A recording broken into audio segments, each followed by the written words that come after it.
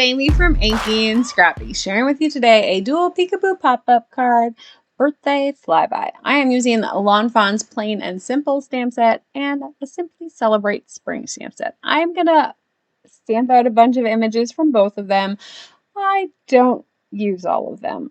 I kind of went a different direction with this card than I had originally planned.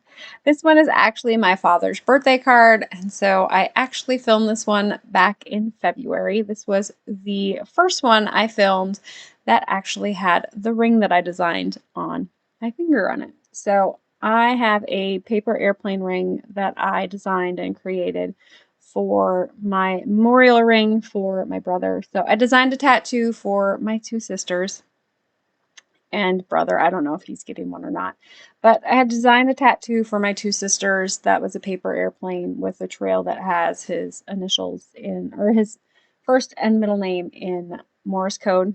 And so I can't get tattoos because of all of my allergies. And so this was my tribute to him, is my airplane ring.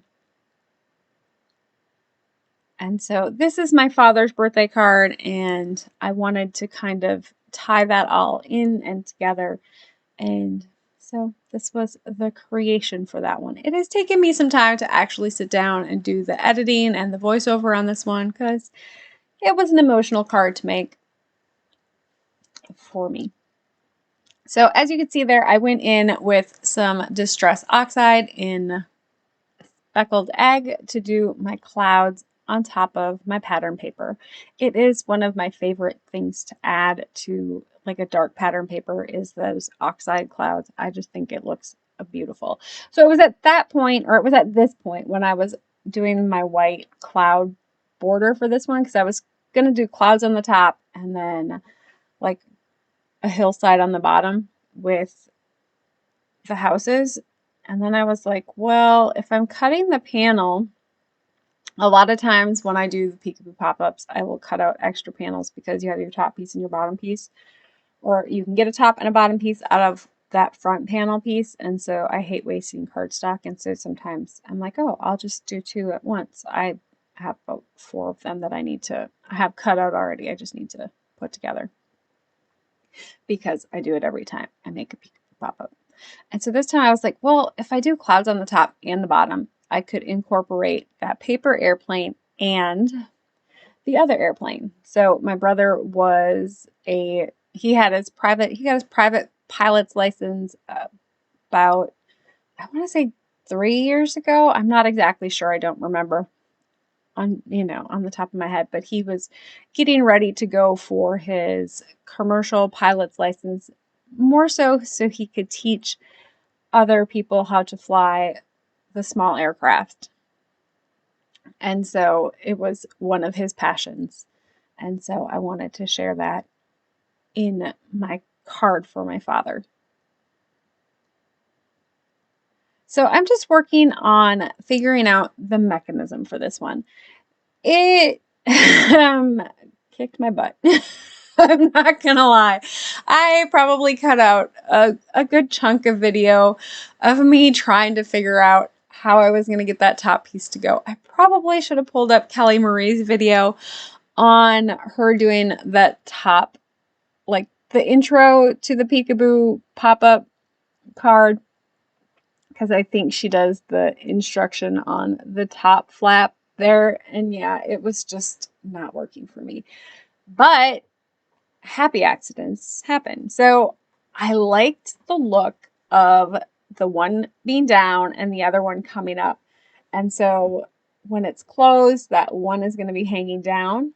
And then when you open it, that one flies up into the clouds, and then the other airplane's going to shoot out of the clouds below. So it's kind of like a windshield wiper effect when one wiper goes and then the other one, and they don't actually hit, sort of thing. That was kind of, the look I ended up going with. And yes, I was trying to get the blue to be on the top so it would blend with my cardstock, and it just, you know how you think it's going to work and then it doesn't work? Yeah. It still ended up being the white side that came out. I was like, but how? I just Yeah. So I ended up using some anti-static powder tool to get all of that adhesive off. I could have went and cut another sheet, but you know, I was just creating. I don't want to take the time, you know, the 5 seconds it would have taken me to go grab another sheet of that cardstock and, you know, yeah. And I had this piece right here, so I'm like, I can just cover up the top of that and it won't really matter. Plus, I kind of liked that it gave that top piece a little bit more stability, being that it was sticking out right away. I don't know if it needed it, but it didn't hinder the movement at all, doing that extra layer of cardstock on top of it. So I just went with it. But so if you see here, you get that swiper motion or that wiper motion where one comes up and the other. I mean, most of the times they work together, but some of the old ones or the tractor ones do like the opposite side where they come together. I don't know. I can't explain it. Anyways, so I'm going to glue that all down once I have my mechanisms working. And then my bottom piece here wasn't quite lined up. Like when you lay it flat, it bows a little bit and I didn't want it to bow. I wanted it to be flat. So I just pulled it back up carefully and then re-adhered, making sure everything was still working. And then I'm going to end up deciding that I want which one I want on the top and which one I want on the bottom. And of course, my airplanes are going in the wrong direction. And so I was like, well, if I do that one there, I could do this one here, and then the other one can go upward. So I was like, all right, I'm going to I left all my stamps in my MISTI. And so I'm bringing in my mini jelly plate, my smaller jelly plate here. I think this one's like the 3x5 one. And I started it higher up in my MISTI. You're going to see that it's a little bit taller than that black foam insert. And so it kind of smudged my ink on that one. Maybe if I'd only had the plain stamp set in there, it wouldn't have been a smudge. And then I'm just using my stamping tool there to press down well. I do end up cleaning it off with some water because I didn't want the other image to transfer here. And so I'm just going to ink up that plane again. And this way I'm just going to get that plane. And voila, it turned out perfect. I was so impressed with how well it stamped, how crisp it looks, and how dark it is. Every other time I have tried any of the other methods to get a reverse image of a stamp, it never looks that nice. It's usually a lighter gray tone and it's blotchy at best. And so I was super impressed with that jelly ink or that jelly plate transfer. And I liked it so much, I was like, well, maybe I can get that other airplane or the other paper airplane to do the same thing. Now, I wasn't too concerned with this one, and it didn't turn out the greatest there because I didn't clean off all of the things. And I don't end up using that one in the end anyways. I end up using my original one. And so I'm bringing in my Ohuhu bullet nib markers. This color combo was from last month's Get Creeping on Halloween video. And so if you're looking for the color combo, that color map will be with that video on my blog. Or you can check out the Ohuhu bullet nib marker blend tab, as I have all of those pictures posted as well. And for my gray, I'm just going in with some cool grays or the C grays or the CGs to get that metal look. And then for my paper airplane, I wanted it to look like a piece of paper. My brother was notorious for making paper airplanes. And so aside from the fact that there was some technical, engineering that he used to do like the fancy ones that like took hours to create. And I'm just over here doing the simple ones because that's that's my style on paper airplane. Like, I don't have time to sit there for half an hour and figure out this special fold to make my plane do flips and tricks. And it's a paper airplane. Yeah. And so that was kind of the goal I was going with on that one. And then I'm going to color that little plane and that little banner as well. I did not end up using the smaller banner. You will see me try to work it in there. It just wasn't having it. So I'm going to place that first paper airplane here. And I do end up cutting out a bunch of footage on me placing that bottom airplane. I struggled to get it in the right and proper place. So don't think it goes as easy as it looks on camera all the time. Sometimes, you know, for the sake of I don't know what to tell you besides that it took me forever to get it to place. Trial and error. Trial and error.